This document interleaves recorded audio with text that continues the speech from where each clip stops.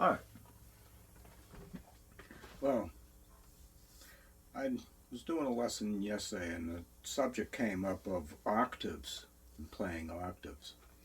And it's an interesting development to get that down on guitar. Um, there's a couple of mindsets that you need to get into to help you really conquer it. The first one is to actually figure out all of your riffs with your index finger only.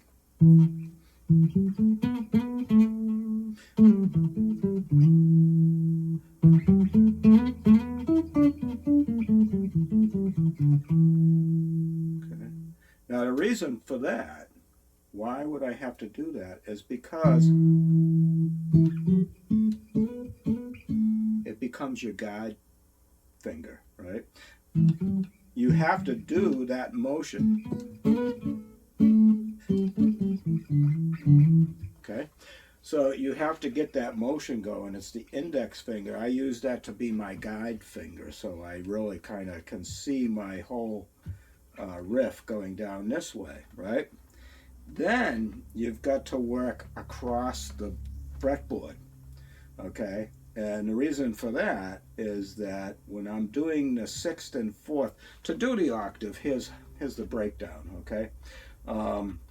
So say I'm on 7th fret on 6th string, okay? A B, right? I'm going to get the octave on the 4th string, 9th fret, and I'm going to have an empty string in between.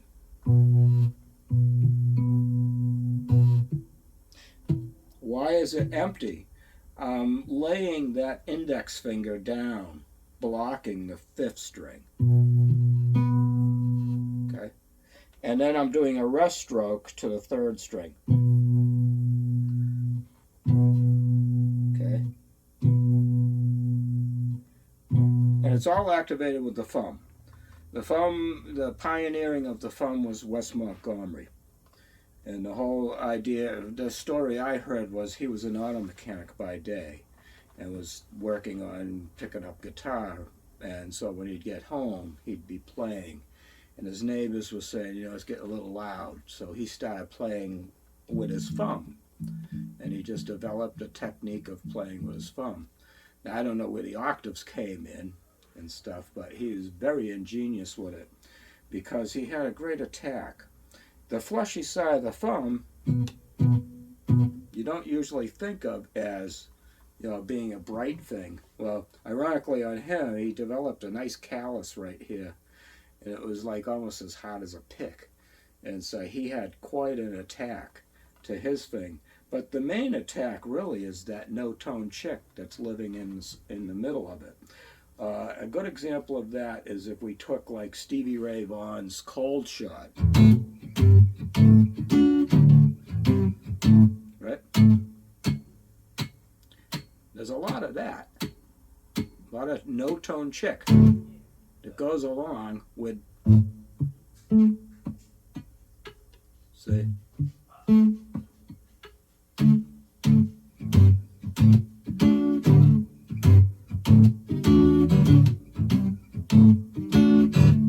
Right? So it's those no-tone chicks that are cutting through. That's the attack. That's the actual attack.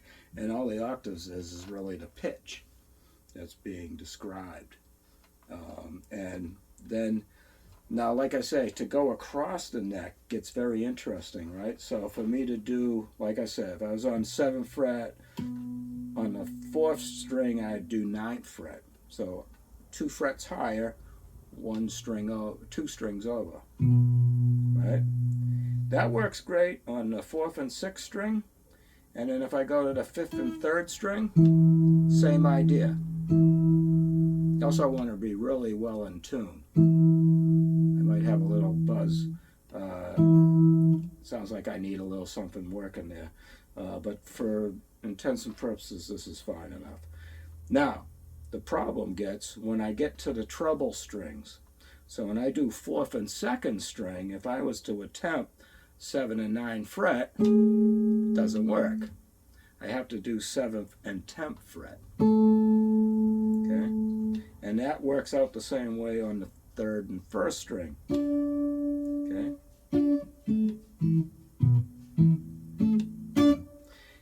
I've seen people attempt to do just the same fingering,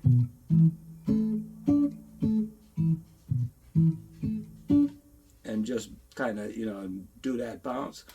The only problem is you'll usually get in trouble because you'll forget where exactly you're supposed to make the switch. So it's actually best if you use your pinky, use your ring finger for the bass, use your pinky for the upper end. Right? And so that's pretty much the nuts and bolts of what you really need to do in order to get this. And then, work up some riffs.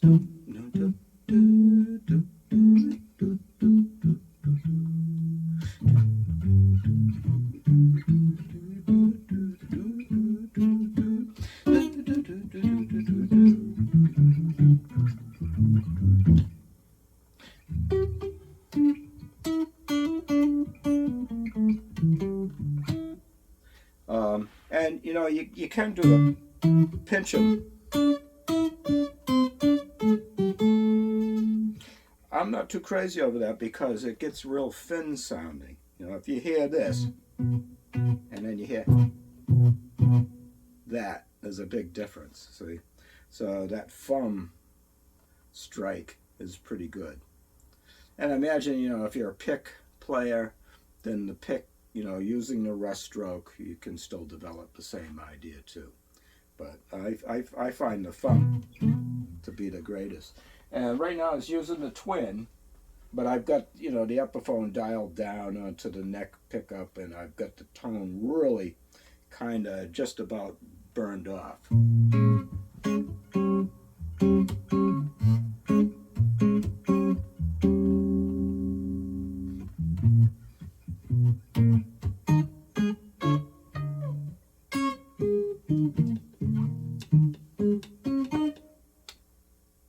So, anyways, yeah, so that's the best way. Working out octaves, get that control of that index finger. Do put that little blocking mechanism, laying it down off the, so it's always laying over the string in the middle.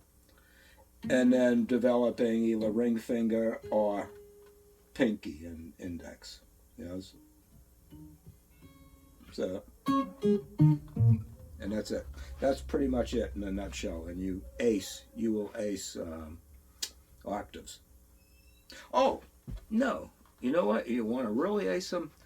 Did you ever notice people like George Benson are sticking all kinds of cool stuff in the insides?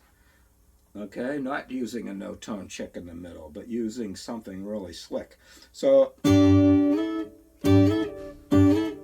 I find that on the first and third string, right, on the second string, you can, so if I'm on 7 and 10, I can insert the 8.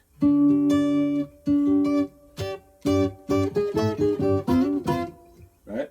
Then if I go to the 4th and 2nd string, something weird happens because that won't work. You got to use the 9th. So it goes in a whole step, a half step higher.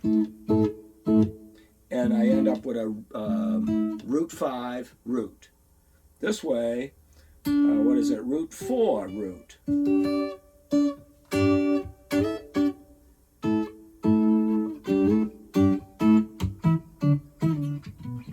And I don't hear them ever do too much in, so I imagine I may be sticked with the root 5, but then I'd have a power chord, so that wouldn't be all that great, so. But yeah, so that's something that George Benson, you listen to George Benson's playing on octaves, and you'll hear all those really cool little things he's throwing in between. He's got an amazing, you can spend a lifetime trying to develop that one. So, anyways, that's it. That's octaves.